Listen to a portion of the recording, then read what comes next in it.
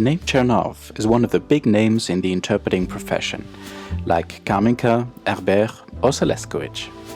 So it's no surprise that when I sat down with Sergei Chernov, now the chief interpreter at the International Monetary Fund, he started with a bit of a disclaimer.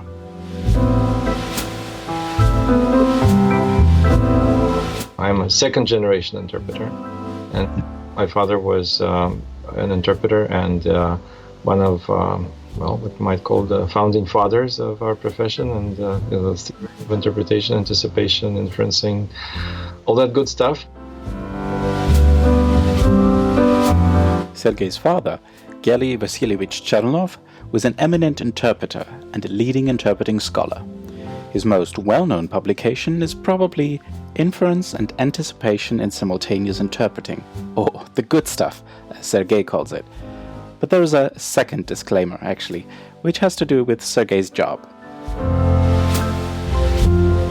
What we will be talking about here are my views, my personal views and opinions that do not in any way reflect the views and opinions of the International Monetary Fund.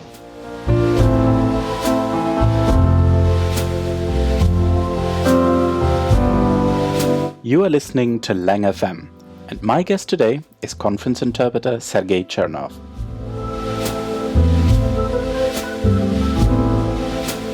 Of course, no one starts their career working as the most senior interpreter at one of the leading international organizations.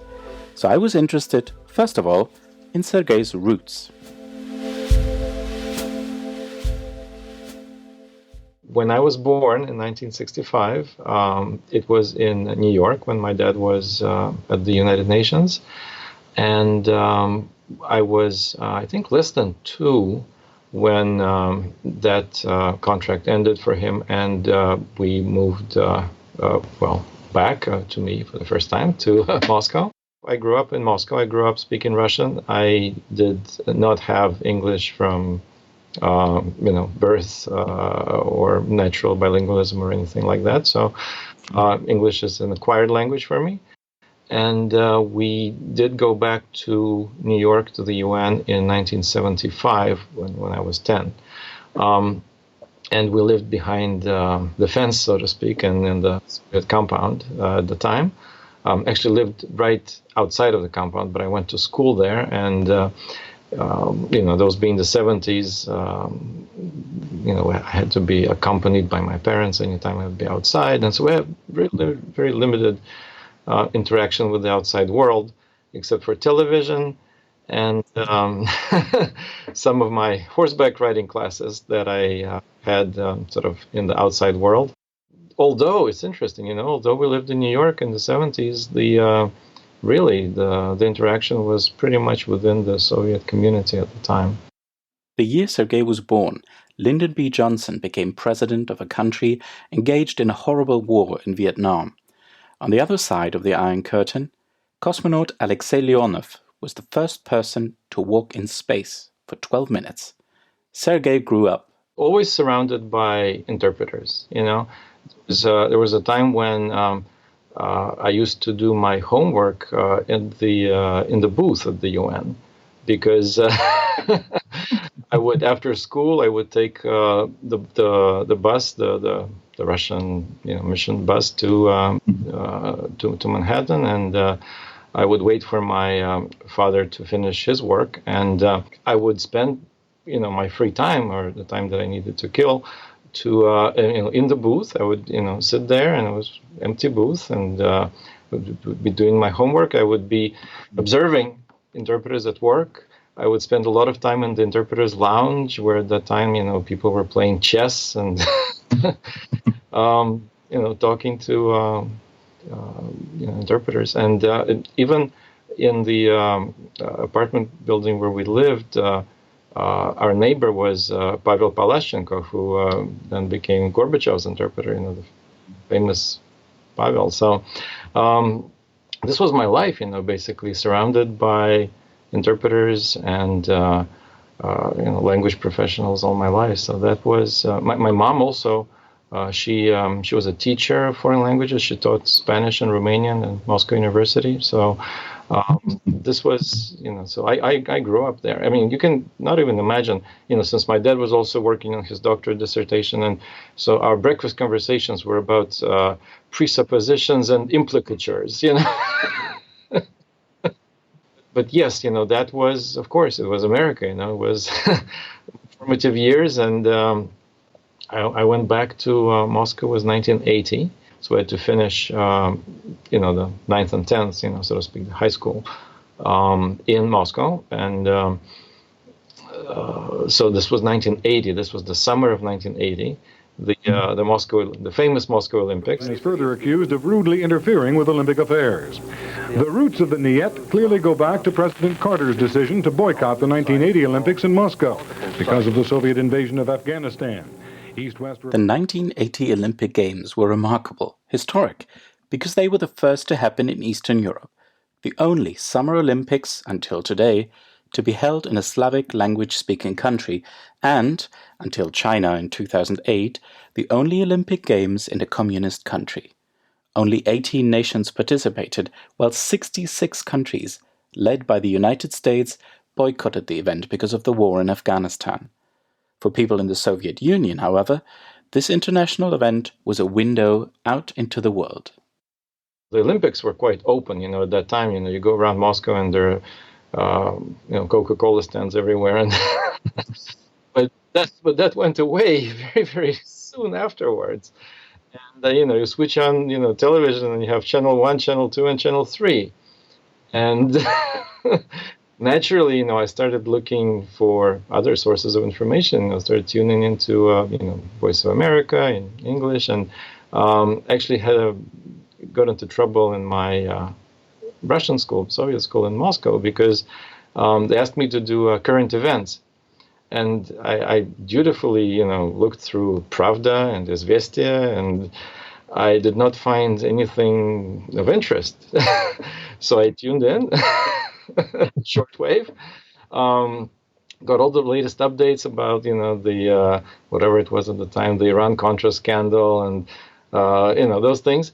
And, did the current events, and immediately was summoned to the principal's office for anti-Soviet propaganda. The Soviet Union was still a very closed place at that time. Thankfully, Sergei can look back at that episode and laugh about it now. Having experienced New York in the 1970s, having grown up in the international profession that is conference interpreting, knowing the UN, and then living in Soviet Russia, Sergei kind of saw both sides of the Iron Curtain. With his family background in languages and natural curiosity, you might say he was destined to become an interpreter. I don't think my parents gave me much of a choice, to be honest with you. So it was a pretty much straight path into the profession.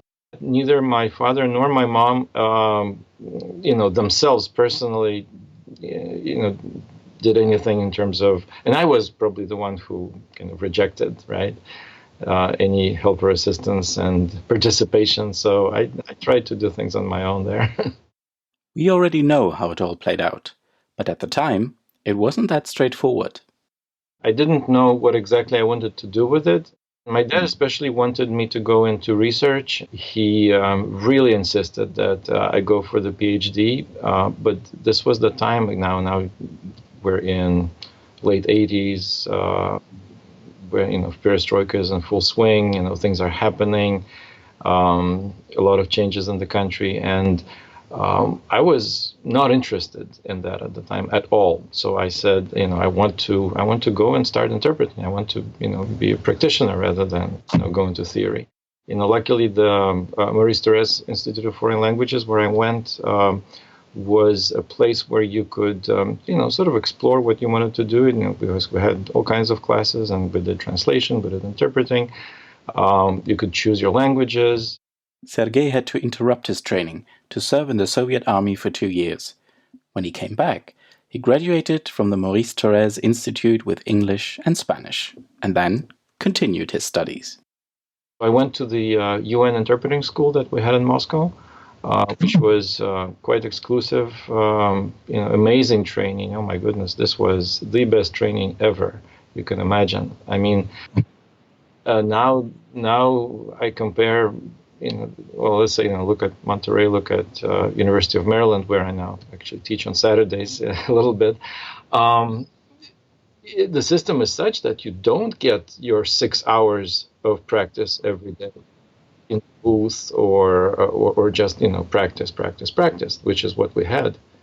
And we also got the keys to the training room, so we practiced for 8 hours and 9 hours and 10 hours, and as long as it was necessary. But also the motivation, if you think about it, this is still the Soviet Union.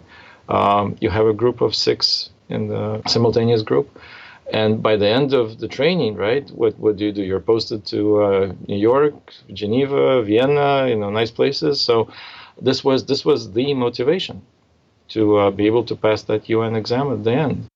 Alas, history was about to take a huge and unexpected turn. Gorbachev's dreams of holding the Soviet Union together may have received a death blow today. The Union's 3 Slavic republics announced they are forming a separate Commonwealth of Independent States. Russia, the Ukraine, and Belarus control much of the Soviet Union's economic power, enough to challenge the rapidly fading strength of Gorbachev's central government. When we were about to finish the training, the Soviet Union started collapsing in earnest. Halfway through its evening news, when it got the first details of the agreement signed in Minsk. Quoting from it, the anchorwoman announced, "The Soviet Union, as a subject of international and geopolitical reality, no longer exists." This whole Soviet system of secondments that they had back then to the UN through the Ministry of Foreign Affairs kind of collapsed. And so we got the training, but we didn't get to go to New York and Vienna and the nice places. Open to other former republics to join, it will be headquartered not in Moscow, but in the Belarusian capital, Minsk. I stayed in Moscow, and after a couple of months of painful reflection, unpacked my bags that were ready to go to New York and started freelancing. And that was a different world.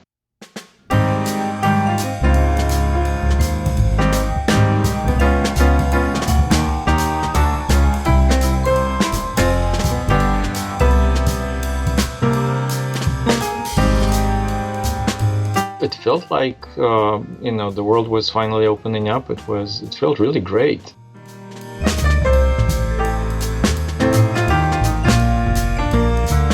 I was at that right age at the time when, all these changes sort of came naturally and quite welcome by us.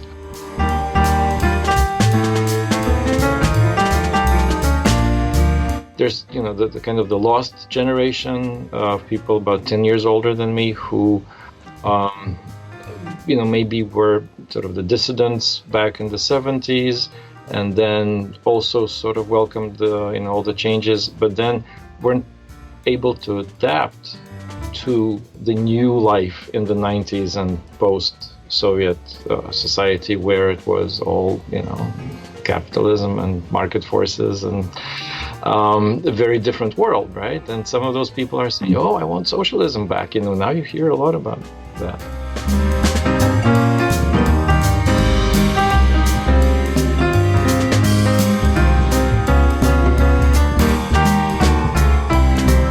That also created tremendous opportunities for interpreters. Because, of course, when the country opens up, you have an influx of foreigners, from business people who want your services for oil and gas. The first model UN came at that time to Russia. Can you imagine?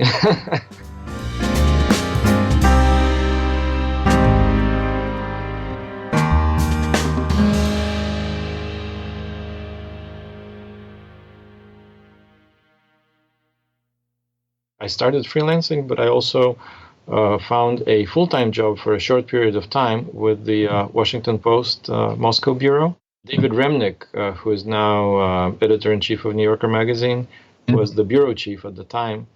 And so through the eyes of the Washington Post Moscow bureau, I saw the real changes happening, the attempted coup against Gorbachev, the collapse of the Soviet Union, So this was the time of that I really got to see everything firsthand, and being on those barricades and the Moscow White House, all that stuff.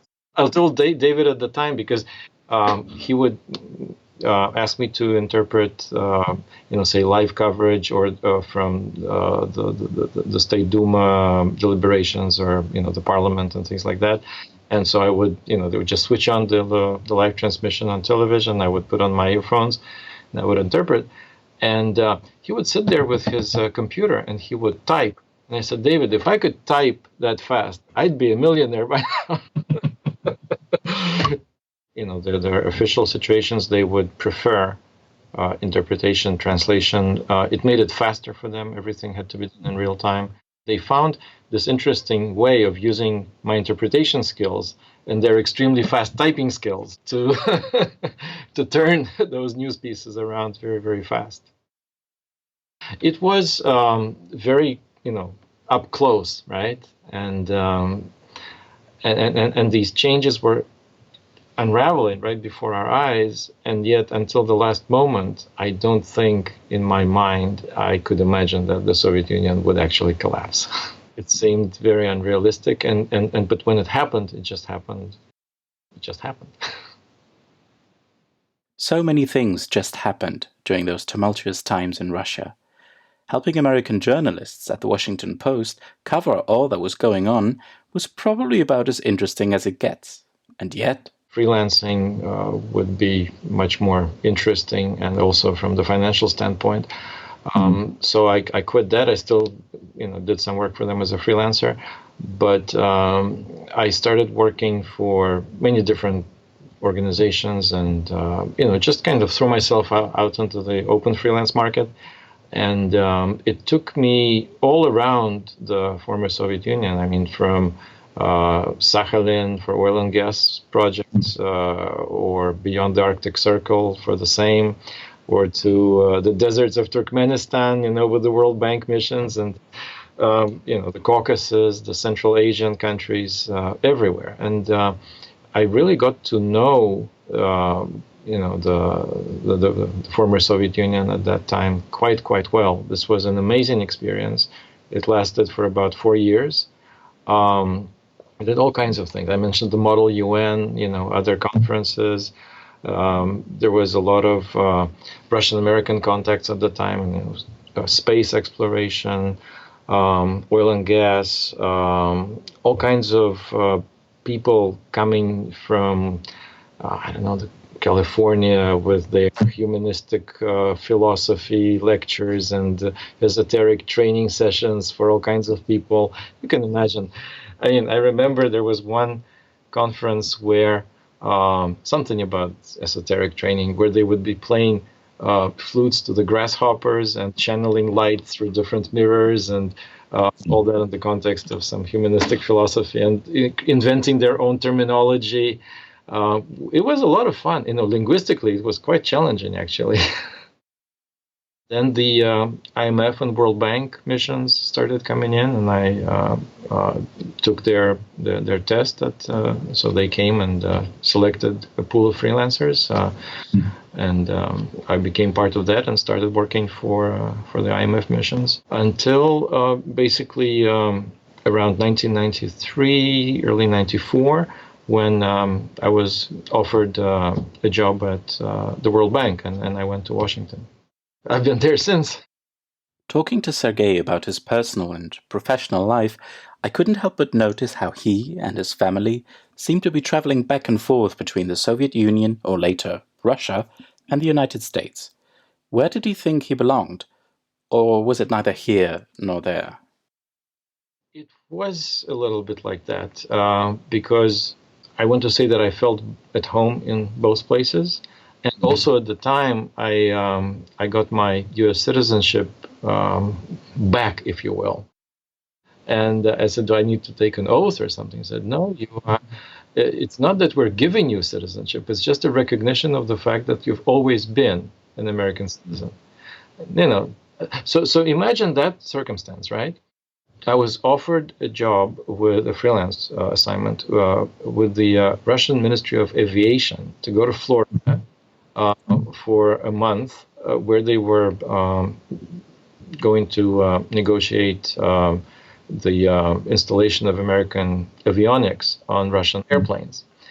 And they asked me, "Oh, you need to give your passport, to process the visa."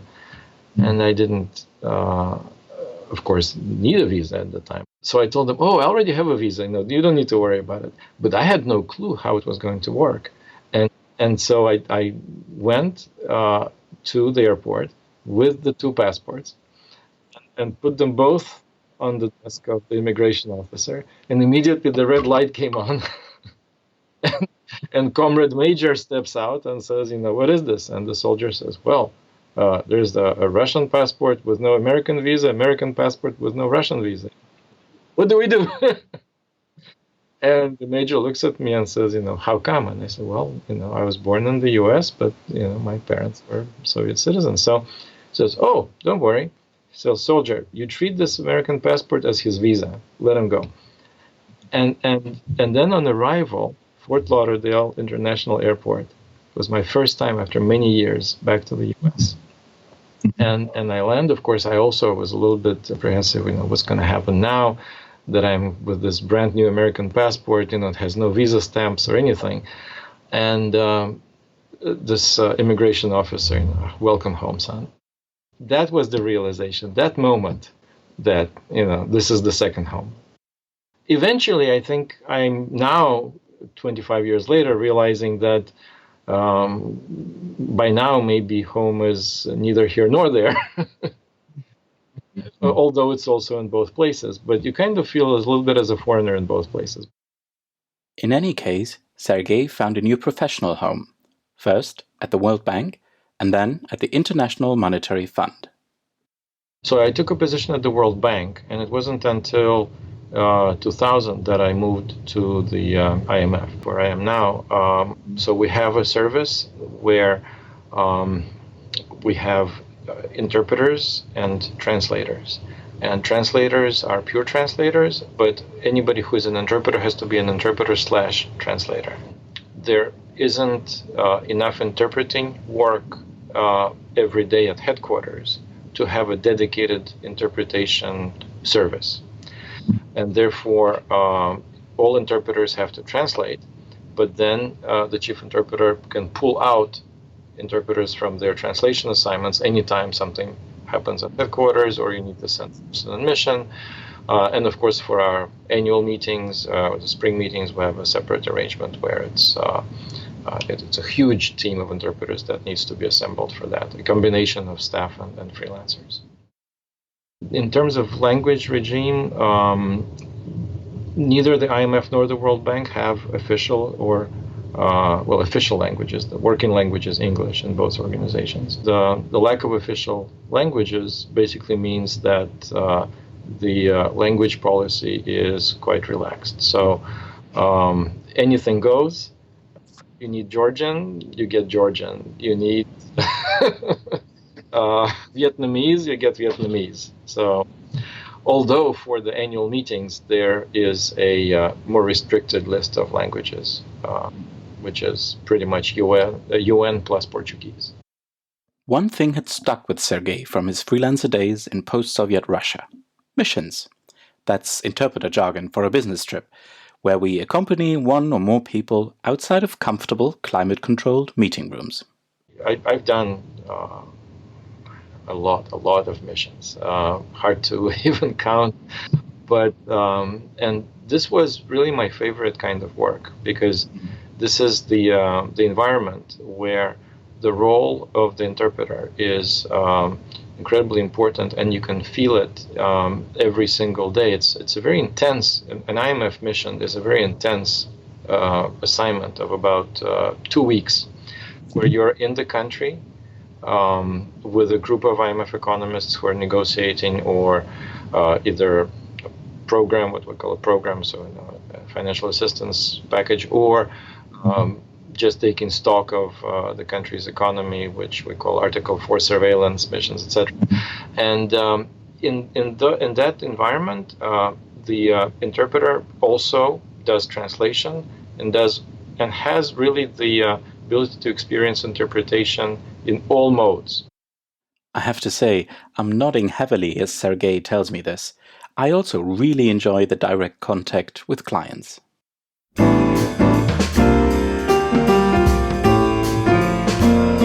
But again, in the context of my work back at the World Bank and now the IMF, we have a lot of interaction with our principals, with our clients, because a lot of interpreting happens outside of the booth.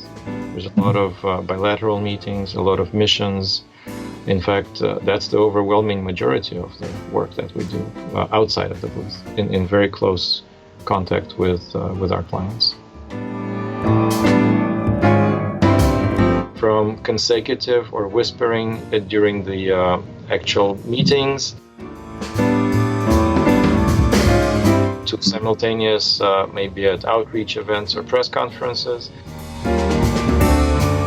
to written translation late night in the hotel room, the whole package.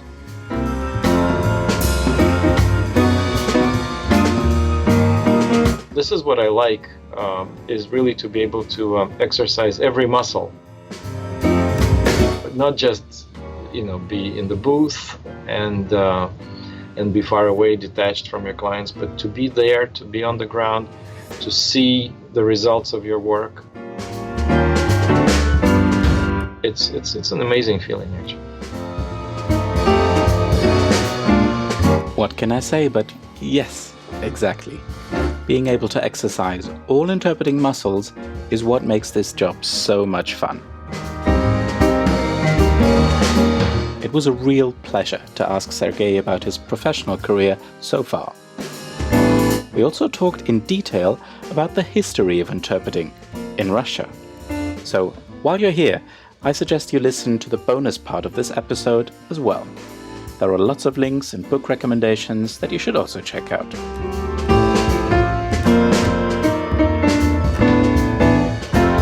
Today, though, this has been LangFM with Sergei Chernov and me, Alexander Drexel. All the earlier and future episodes of this little podcast can be found on my website and in pretty much any podcast app.